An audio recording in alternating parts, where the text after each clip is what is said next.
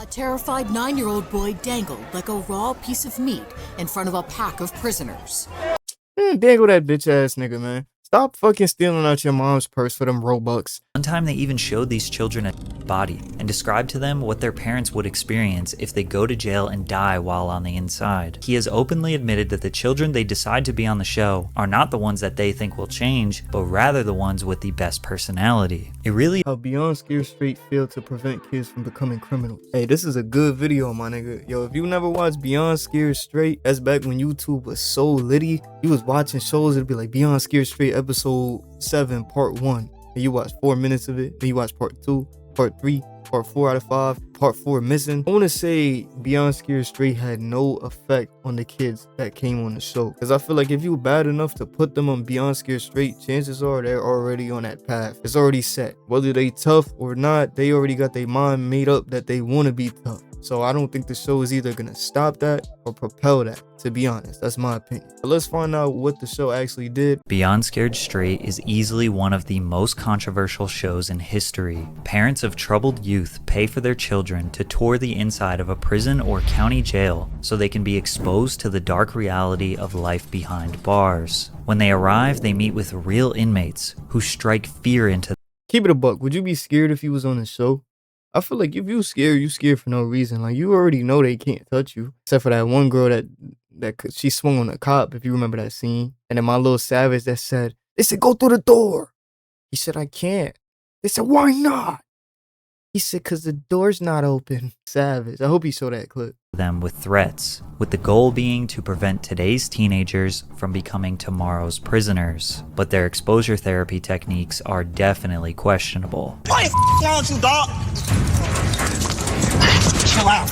You are starting in the wrong way. This Kool-Aid, we put this on just like you. Lick your lips. Now stick your hand in that Kool-Aid. Just stick it in there. Now take your finger, just do this to the bottom one. Come here. I kiss you, you orange flavor mother. That's the you ready? You hard, man. You hard. You want to do hard? There you go. You want to do? Try me. Try me.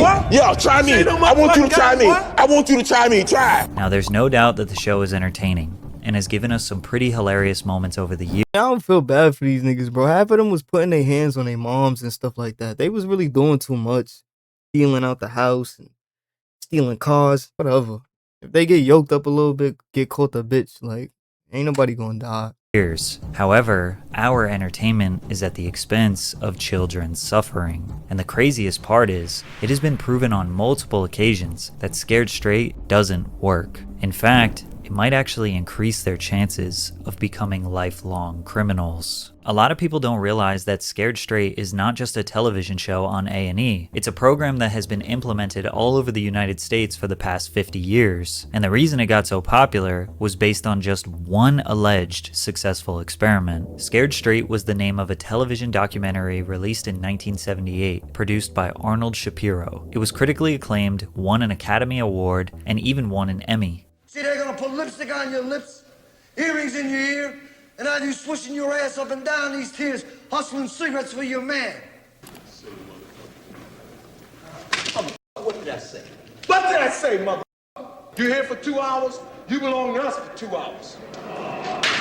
Yo, this is basically all like salesmen do now. Low key. Anytime I see a video on my phone, like if I'm watching some fucking anytime I'm watching some content in the formal space and it's like a salesman, like, sell me this pen. Sell me this fucking pen right now. You gotta really want it. Do you want to sell the car or not? Like, they be turning into drill sergeants and shit. I don't know why that's the culture of being a salesman nowadays, but if you know what I'm talking about, then you know. If not, then don't worry about it. The popularity and surprisingly positive results led to more than 30 states rapidly implementing the program. No further questions were asked. Jails and prisons all over the country saw one documentary and thought they had a solution to all of their youth offender problems. The program's validity was immediately questioned by juvenile delinquency professionals. When in 1987, Scared Straight 10 years later aired. I'll be your host for Scared Straight 10 years later. A fascinating update on what's happened to the kids and the convicts filmed a decade ago.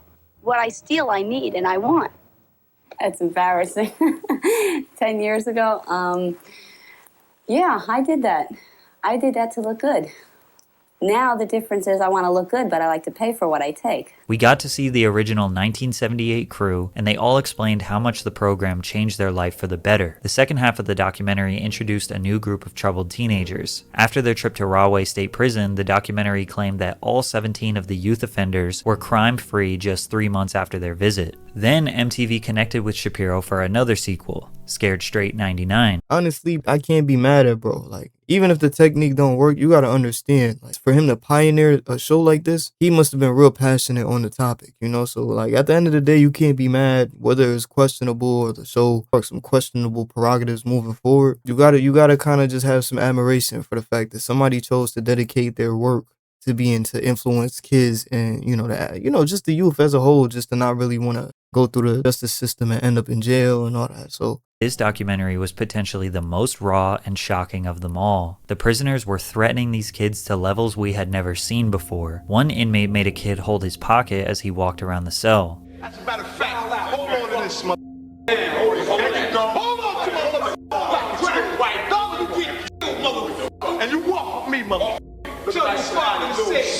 This was highly regarded as one of the best out of the series, and people still genuinely believe this was an effective form of therapy for youth offenders, which makes sense when you consider the societal standard during this time period. Mental health issues that are widely known today had not been vigorously studied. Mental health as a whole wasn't taken as seriously as it is now. Plus, it was a lot more common for parents to use tough love and physical punishment to discipline their children. These programs were seen as an extremely cheap and convenient solution to a very complex problem that is juvenile delinquency. But where Scared Straight received renowned media attention was when they released their 20 years later special. They claimed that of the 17 original 1978 children, only one of them became a career criminal. But the popular A&E series you all know and love didn't come until 2011 and was produced. What is the modern day version of that? Is it just boot camp? I wonder what percentage, cause they be sending badass little niggas to boot camp and shit. I wonder what percentage of bad little niggas in boot camp end up still being criminals. But my mom, she put me in, and she threatened that shit, but she put me in martial arts. She said they was gonna give me discipline. I ended up liking that shit anyways. You feel me? I wasn't even a bad kid. Moms be tripping and shit. You could be doing really nothing for real. You get caught talking in class too much, they start treating you like you fucking stuck the teacher up and took everything she got. My mom used to be dragging it, boy. The teacher would get on my report card and say I get too friendly in class, and she act like I grabbed a cheese grater and rubbed it down the back of a nigga head or some shit. Like I'm out here really being a menace. Like come on, bro. I really wasn't doing too much, bro.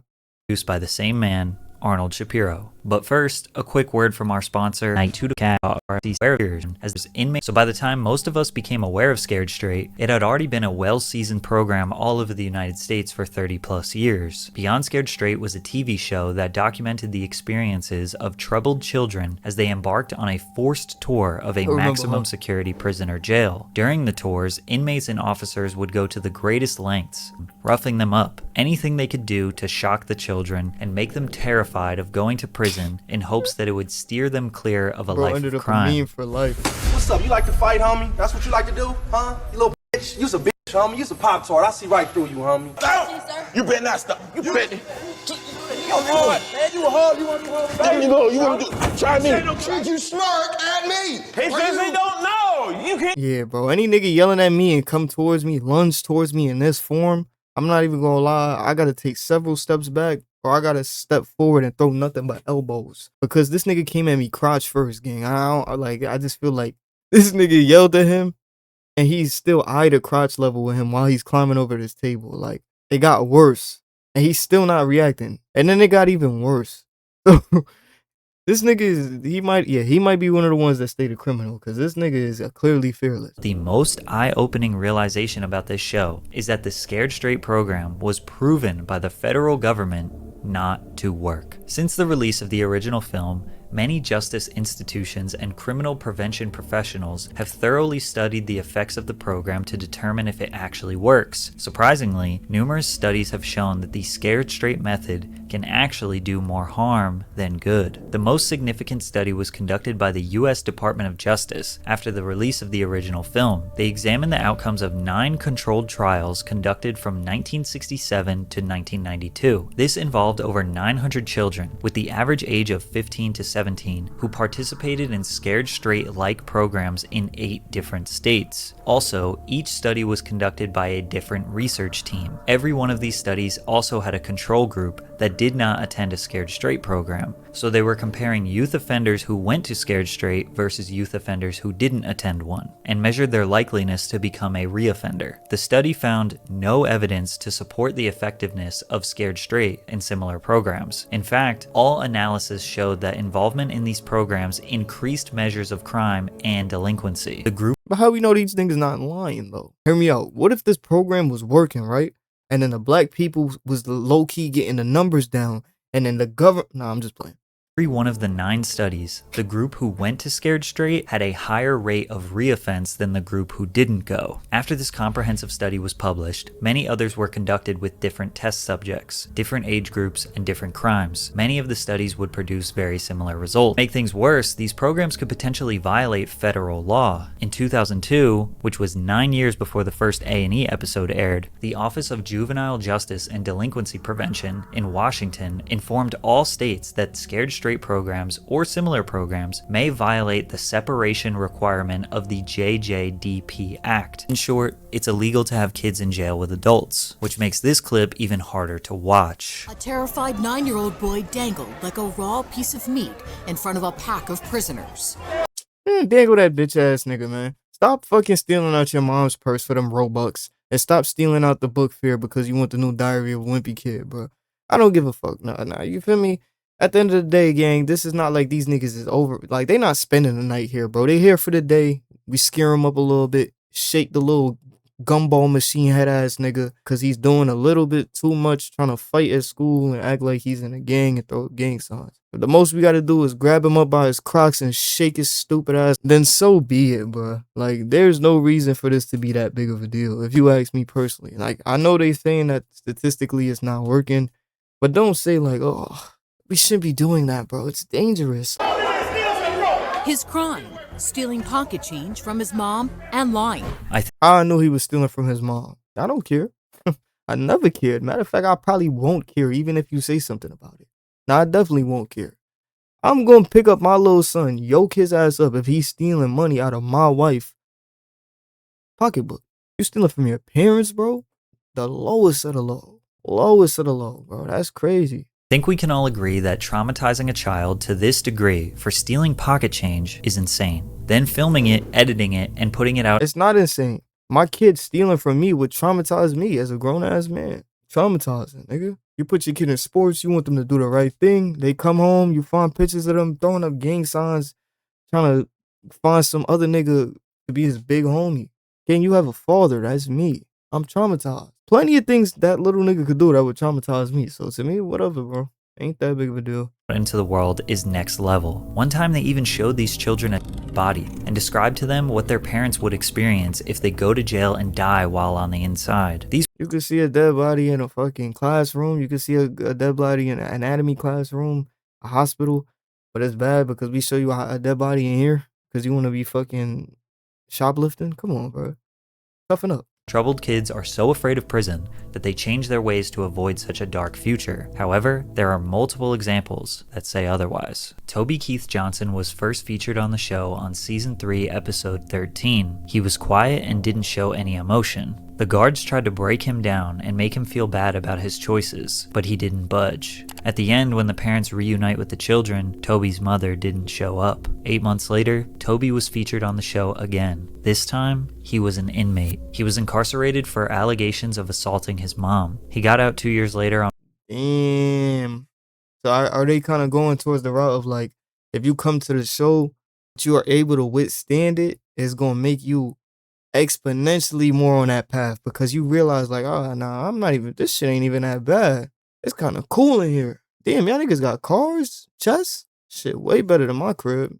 sad, but maybe that is a good point. Parole, but sadly continued a life of crime. He was arrested multiple times on meth and gun charges, but the most recent one was the worst of them all. In August of 2020, he was arrested for imprisoning a 25-year-old woman and making threats of harm, with Johnson forcefully grabbing the victim by the throat, choking her, and violently throwing her to the ground. The aggression continued with it, even going as far as Toby threatening her with a knife. Law enforcement would report What? This nigga's a weirdo. Never mind, fuck this nigga. I don't care what type of life he had, bro. This nigga is tripping, bro. visible signs of bruising on the victim's neck. I think it's pretty obvious that Scared Straight had no positive effect on Toby whatsoever. Franklin Morris made his premiere on A&E in 2012. At the time of filming, he was living in Baltimore with his mother, Dana. In an emotional episode, Dana revealed the extent of Franklin's school suspensions, stating that she couldn't even begin to give a precise number. Franklin himself shared a nonchalant attitude towards his mother's concerns, saying, "My mother says I'm either going to end up dead or in jail. I really don't pay no mind." At the young age of 14, Franklin participated in the program, already having convictions for gambling and vandalism. One of the incidents that landed Franklin a spot on the show saw Franklin and his friends wreak havoc in a store, knocking items off the shelves and vandalizing a local shop. Years after his time on the show, Franklin Morris became one of 3 teenagers who met a grim fate near a playground in North Baltimore. Damn. Alongside a 19-year-old and a 17-year-old, Franklin was found shot in the head and pronounced dead at the scene. Damn, What I thought about going to the jail was, it really was no big deal. The reset program, it didn't change me. It really don't feel no different. Regular. Ain't nothing for you in the streets, bro. There's really nothing for you there. Anything that you think you want that's in the streets, gang, if you watching this, you could get that shit elsewhere the right way. I mean, life is hard, I get that, bro, but everybody life is hard in some way, bro. Might be harder than others, but at the end of the day, you never know what people's going through. So if other people are going through things worse than you, and they still playing by the rules, why not you? Their lives. If you search what happened to so-and-so from Beyond Scared Straight, most of what you find is clickbait leading you to an Instagram page of someone who we can't confirm was actually on the show. So if the program has been proven to be ineffective through various extensive studies across the past 30 years, why did they do a show about it? Well, that's because the guy who has built his entire career from this program, Arnold Shapiro, is fully convinced that this program is a good thing. Shapiro says that all the extensive studies are totally irrelevant because they were done from 1967 to 1999. He also said that only the academic community believes proper counseling for youth offenders works. If society had the money or resources to do that, that would be great if every kid could have years of counseling, but it's not realistic.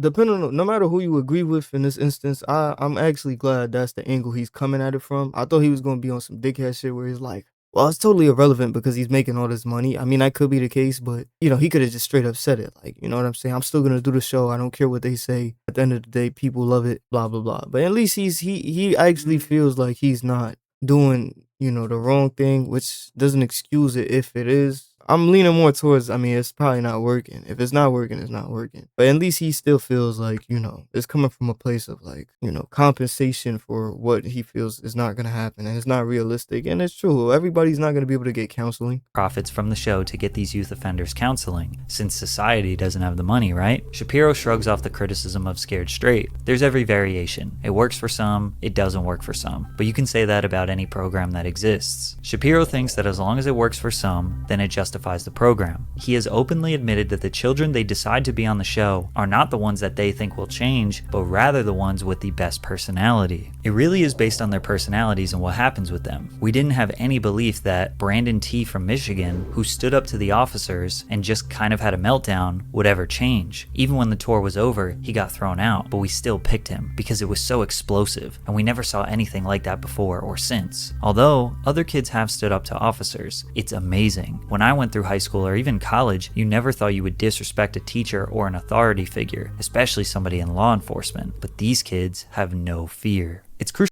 Yeah, man, that's crazy. Never mind. I just threw everything out the window. This nigga just doing, like I said it could be the case. And it seems that was so in no more than 30 seconds after. Capitalism. Am I right? Hey, that was a good video, man. Shout out to Patrick CC for always putting together the videos the right way. The video didn't kind of touch on what I thought it would. I thought instead of just going through like the case studies that's been done, I would have been open to hearing a little bit more of the public's opinion on it too. Because, I think both sides made fair points until he said the personality thing and who's best for ratings and shit.